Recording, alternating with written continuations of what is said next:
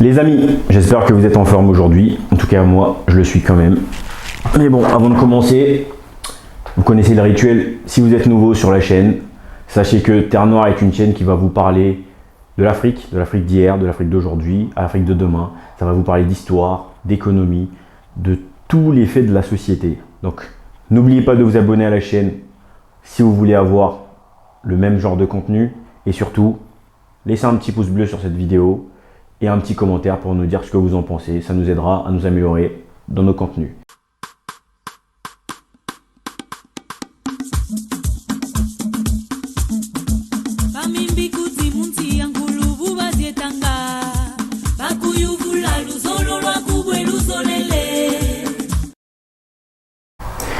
Comme vous avez pu le voir sur le titre déjà, où on dit que justement le racisme n'est pas un problème des Africains qui résident en Afrique. On va expliquer tout ça. Qu'est-ce qu'on veut dire par le racisme n'est pas un problème des Africains? Avant de commencer, on va faire une chose très simple. On va définir le racisme. On va prendre une définition basique pour déjà comprendre, parce qu'il y a énormément de définitions sur le racisme que finalement, on finit par se perdre. Voilà. Donc, avec l'équipe Terre Noire, on a fait 2-3 petites recherches. On a pris la définition qui nous semblait la plus logique. Donc, je lis. Le racisme est une idéologie qui, partant d'un postulat de l'existence des races au sein de l'espèce humaine, considère que certaines catégories de personnes sont intrinsèquement supérieures à d'autres. Maintenant, pour essayer d'expliquer selon ma compréhension, le racisme, c'est le fait de s'estimer supérieur à d'autres qui ont une couleur de peau différente. Or, si on pense être supérieur, on est forcément supérieur en fonction de quelque chose, puisqu'on ne peut pas être supérieur en fonction de la peau, ça n'a aucun sens. Donc, on ne peut pas être raciste juste par le principe de la peau. La peau est un signe qui désigne l'individu inférieur ou supérieur. C'est-à-dire que la peau va permettre à identifier l'individu qui est supérieur ou inférieur à d'autres. Donc, qu'est-ce qui va être l'élément qui finalement permet de penser qu'on est inférieur ou supérieur? On va y arriver. En fait, cette hiérarchisation a été créée dans une forme d'argumentation de supériorité qui se base sur l'intelligence. C'est-à-dire qu'il y a eu des abrutis, si je puis dire, qui ont décidé de dire aux gens que la capacité intellectuelle noire était faible par rapport à celle de l'homme blanc. Et donc, qui finalement, par définition, faisait que l'homme noir était inférieur à l'homme blanc. Donc, on comprend tout de suite que le racisme, ça n'est pas seulement une question de peau, puisque la peau, finalement, bon, il faut bien qu'il y ait quelque chose qui soit lié. Or, on va pouvoir reconnaître par la peau d'une personne sa capacité intellectuelle et finalement se dire que finalement, cet homme noir est inférieur à moi, puisque comme il est noir, il a une capacité intellectuelle un peu moindre. Et c'est de là que tout va partir, parce que cette hiérarchisation, le roi Napoléon avait fait une sorte de hiérarchisation où donc il place l'homme blanc, l'homme noir, ensuite le singe. Pour dire que l'homme blanc, c'était donc l'alpha, j'ai envie de dire, dans la connaissance, celui qui avait la connaissance absolue, si je puis dire. L'homme noir, celui qui avait la connaissance entre l'homme blanc et le singe, c'est-à-dire que un peu plus proche du singe que l'homme blanc. Donc finalement, inférieur à l'homme blanc. Et c'est de là que va partir cette culture de racisme. Parce que des gens ne comprennent pas, c'est pas du mépris de manière directe, les gens ont grandi dans cette culture de racisme en fait, en croyant que c'était tout à fait logique, de la même façon qu'aujourd'hui, en tant qu'humains, nous voyons que les animaux n'ont pas de conscience, on grandit dans cet environnement-là et on croit ça. La seule différence, c'est que les arguments qui étaient donnés à l'époque sur les hommes noirs, c'était des arguments totalement faux. On va pouvoir expliquer tout ça.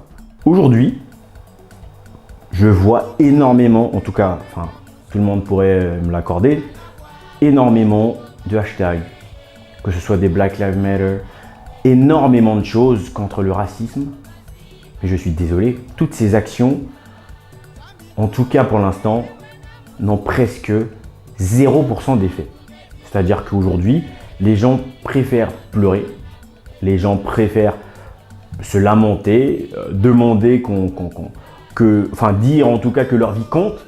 Alors je ne sais pas à qui vous dites que votre vie compte, puisque finalement vous avez besoin de dire à une personne que votre vie compte pour que cette personne prenne en compte le fait que votre vie compte.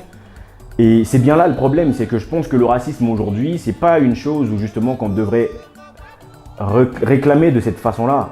On ne peut pas pleurer, on ne peut pas demander le respect. Parce que je pense qu'à partir du moment où on demande le respect, c'est qu'on n'est pas légitime de l'avoir.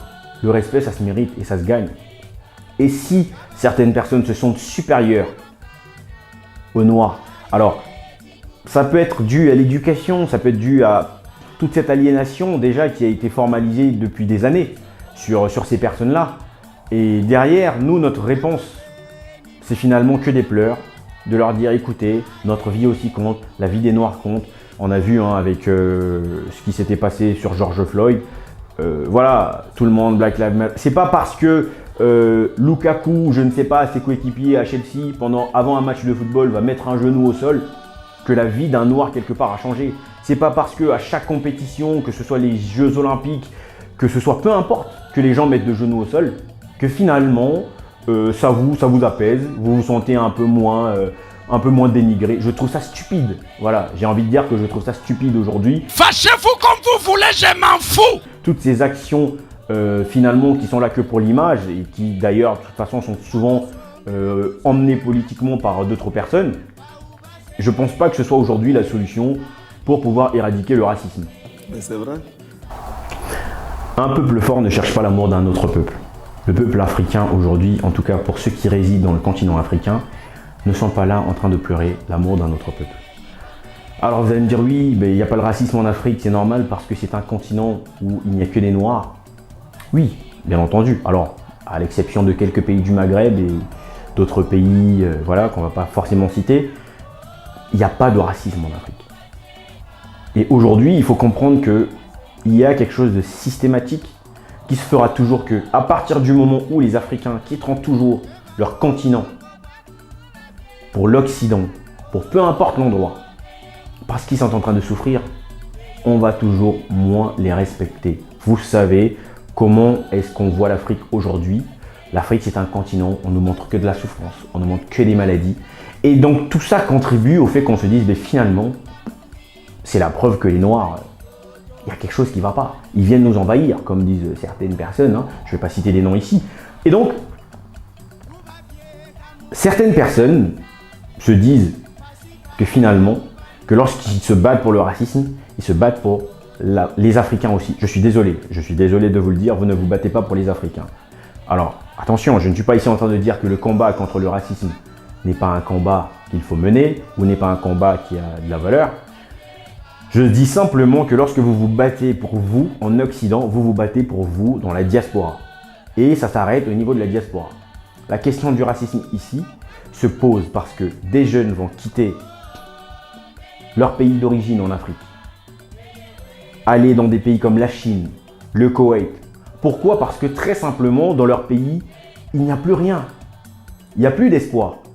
On va traverser la Méditerranée pour essayer d'aller vers l'Occident. Parce qu'il n'y a plus d'espoir. Parce qu'on a un certain nombre de dictateurs, voilà, faut le dire, qui sont maintenus par qui? On va le dire ici, c'est une réalité. On va pas le nier. Les Occidentaux maintiennent souvent un certain nombre de dictateurs. Plus ce pays va souffrir, plus ils vont profiter des matières premières. Et plus le peuple va souffrir, et le peuple quittera son pays. Ce qui se passe derrière, c'est quoi? C'est que comme on ne peut pas rester chez nous, on ne peut pas nous respecter. C'est là le problème. Et donc, je pense qu'aujourd'hui, pour éradiquer le racisme, même si ça n'existera jamais, et on n'est pas là pour demander à ce que ce soit éradiqué, de toute façon, ça ne compte pas. Le plus important, c'est qu'il n'y ait pas tous ces actes qu'on voit aujourd'hui de violence. Que les gens vous détestent. J'ai envie de dire, écoutez, on ne pourra jamais vous aimer par tout le monde. Tout le monde ne peut pas vous aimer. Mais en revanche, qu'on vous respecte, c'est différent. Et je ne pense pas aujourd'hui qu'on nous respectera avec tout ce qu'on fait là, voilà, sur le racisme, parce que ça fait des décennies que ça se passe. Depuis Martin Luther King, tout ça existe. Et ça avance très très peu. Et je pense qu'aujourd'hui, l'Afrique doit se développer. Tant que l'Afrique ne se développera pas, cette question du racisme ne va jamais se réduire. Tant que les Africains ne vont pas développer leur continent, nous n'allons jamais réduire ou en tout cas trouver un moyen d'être respectés dans tous les autres continents. Et je pense qu'aujourd'hui, que la meilleure des choses, que les Africains, en tout cas les peuples diasporiques, n'ont pas d'autre option que le retour en Afrique. Je ne parle pas ici d'un retour brusque, je ne parle pas ici d'un retour brutal, mais c'est déjà d'avoir une vision qui vous permet de voir qu'il faut un retour en Afrique. Il faut que l'Afrique se développe. Et une fois chez nous, on sera respecté. Les amis, je vous laisse sur cette vidéo. J'espère que vous avez apprécié. N'hésitez pas à nous dire en commentaire ce que vous pensez de ce contenu. Si vous n'êtes pas d'accord avec nous, à donner vos arguments. Et peut-être à très bientôt pour une prochaine vidéo.